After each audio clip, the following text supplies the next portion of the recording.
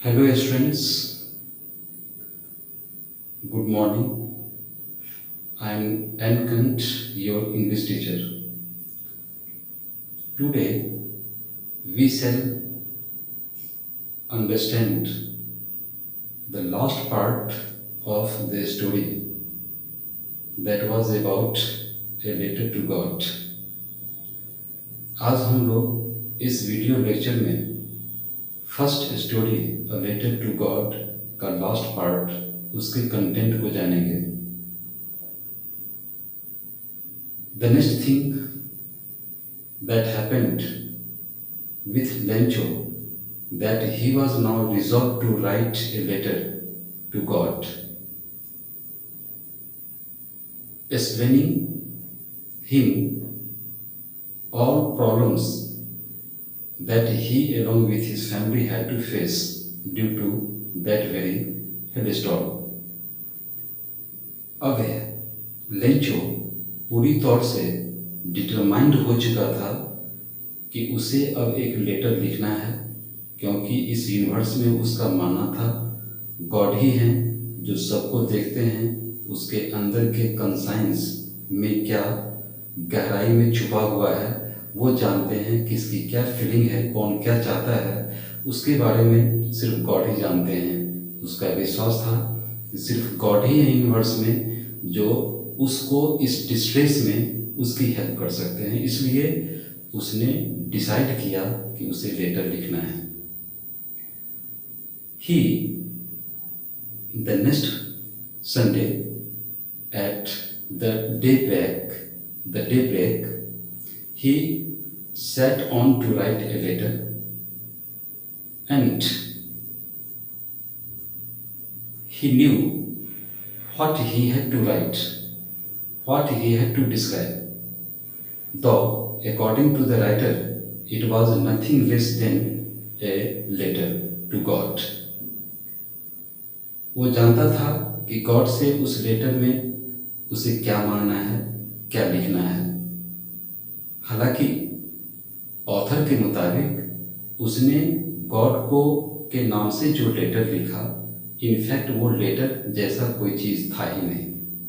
Yet let's know what the content of the letter was he wrote. अब हम लोग जानेंगे कि उस लेटर का कंटेंट क्या था, उसमें उसने क्या लिखा, गॉड से उसने क्या बताया, क्या एक्सप्लेन किया.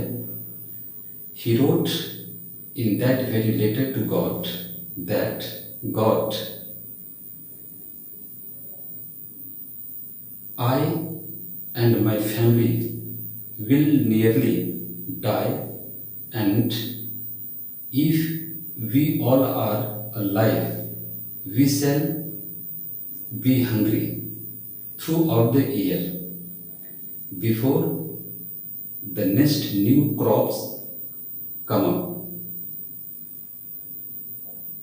God, I need 100 pesos in order to sow new crops in the field and however to survive in this world.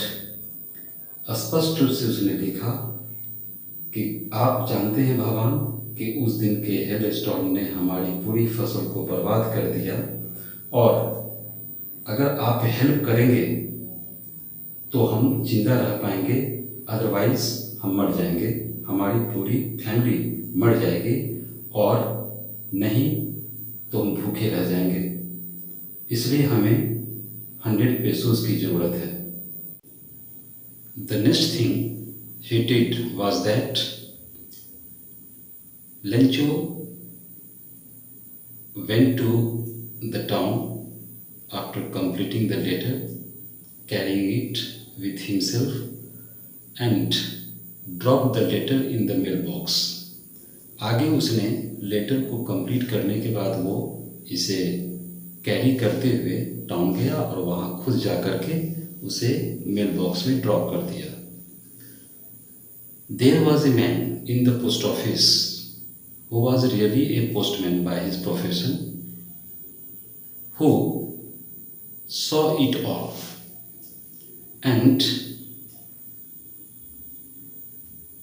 informed about it to his boss. उस पोस्ट ऑफिस में एक आदमी था जो पेशे से पोस्टमैन था। अभी जो कुछ भी हुआ लेंचो के पोस्ट ऑफिस में आने के बाद और उस लेटर को जैसे ही उसने मेल बॉक्स में ड्रॉप किया, ये सारी चीज़ें उस पोस्टमैन ने देख लिया और उसने इस घटना को बता दिया अपने बॉस के सामने। Now both the postmaster along with the postman broke out with a peal of laughter. But later the postmaster turned very serious, sensing the gravity of the situation.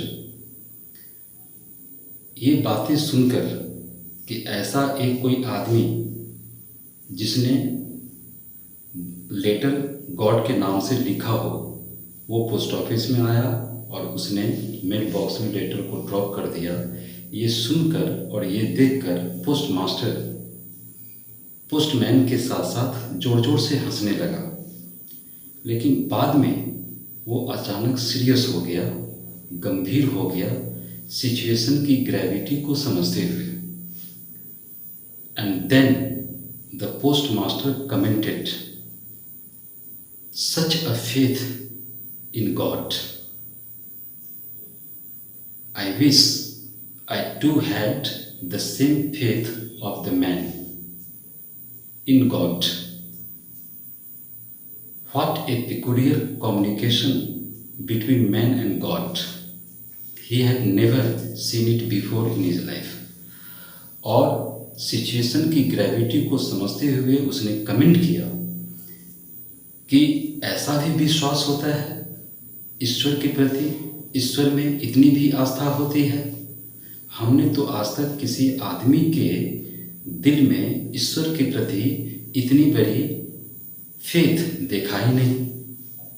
और ये कैसा कम्युनिकेशन है एक आदमी और ईश्वर के बीच लेटर के माध्यम से। Now the postmaster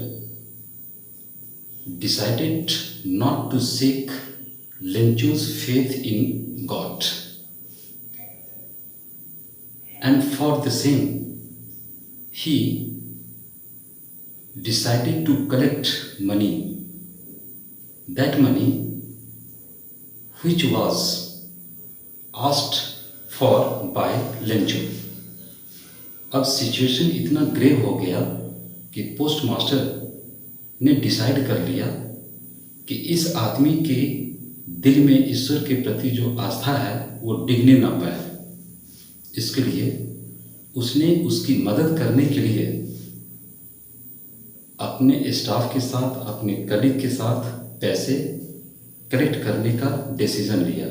and however in the long run he was able not to collect the whole money that was 100 pesos, rather he could be successful in collecting 70 pesos, and he put the whole amount in that very envelope and answered the letter in the name of God to Lencho himself. और उसने आगे क्या किया कि उसने 70 pesos को collect करके envelope में डाल दिया और उसमें एक लेटर लगा दिया लेंचो के नाम से, है ना, एक रिप्लाइंग लेटर गॉड की तरफ से। इसके बाद निस्संदेह को Lencho post office usual time से पहले पहुंचता है, ये जानने के लिए कि क्या उसके नाम से कोई लेटर आया है।